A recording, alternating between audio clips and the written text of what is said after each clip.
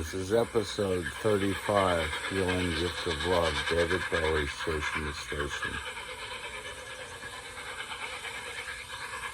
You have to release your attachment to your different positions. There is no ultimate, true, everlasting position, except the non-position,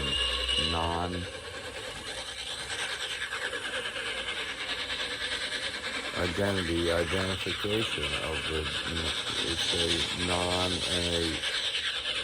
it's a presence and a non-presence at the same time.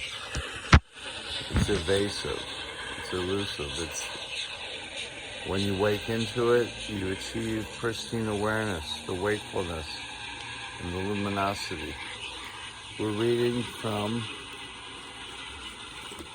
the Dzogchen view, Dowman, and we're reading the radical Dzogchen view made plain, and we pick up on page 60. In that universe, of course, we are islands. Let's back up the truck. The rational mind has produced and creates a gap between the concept and its realization, and that gap is the mess we're in. Okay, we read that in the prior episode 34. At that point, we are in the heart center looking from the inside out. The American mind is famous for solving practical problems and formulating technique, and that facility is held in especially high regard in this culture and indeed all over the world today. But what as Dzogchen, great perfection, yogis and yoginis we know as reality lies in the collapse of the problem-solving Western intellectual analytical mind and the light in the mind that remains. At that point, we are in the heart center looking out, looking from the inside out at a unitary experience without separation, united with whatever's happening. That awareness takes place in the timeless moment of the here and now.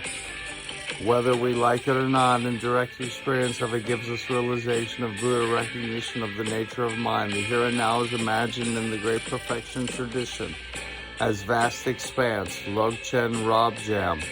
Longchen, Longchen, Logchen means vast expanse. Robjam, the last name, the name of the great perfection yogi and poet. Logchen Robjam, Rabjam. Logjam labels and refers to the here and now, where we always are in the immediacy of the moment. Forget multi-dimensional space-time. The here and now is a zero-dimensional, timeless moment. There is neither spatial nor not temporal extension in the very instant of this hearing, this sitting, this breathing, this thinking. In the very instant, there is no separation. It's only when we look back, when the rational mind kicks in, that there is a thinking ego, an I, that is doing something or other. And with that perception, immediately the whole dualistic universe is present. I'm filming a show for YouTube. Come on in. Come on in. Have a seat. Have a seat over here. Ron, I'm filming a show for YouTube. It is only when we look back, when the rational mind kicks in, that there is a thinking ego, an I that is doing something or other. And with that perception, immediately the whole dualistic universe is present. In that universe, of course, we are islands. Individual consciousness is an island in that ocean. Planes, planets in that universe. In that universe, of course, we are islands. Individual consciousness is an island in that ocean. Planets in that universe. And we are afraid because of the fragmentation and separation.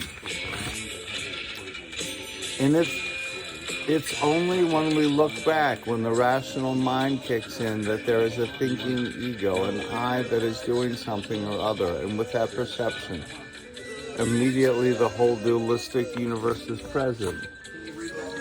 And in that fear and trepidation, we project different ideas about where and who we are according to our karma. We believe that those projections are quote-unquote reality, that reality, quote-unquote, is true, but all we see are the diverse realms of samsara, of psychic existence, which is nothing but endless suffering, produced by different psychological states that define us as separate entities, but we believe in that. We believe in that what we project is real. Everyone has a different idea of what is happening, but it's an illusion. What is real and what is true surely is what everyone is experiencing in common all the time. It's obviously untrue that my personal and changing view of what is real is the one and only view of what is true. Surely the view that is different from everybody else's view. Surely the view that is different from everybody else's view is illusion, if indeed it is not delusion.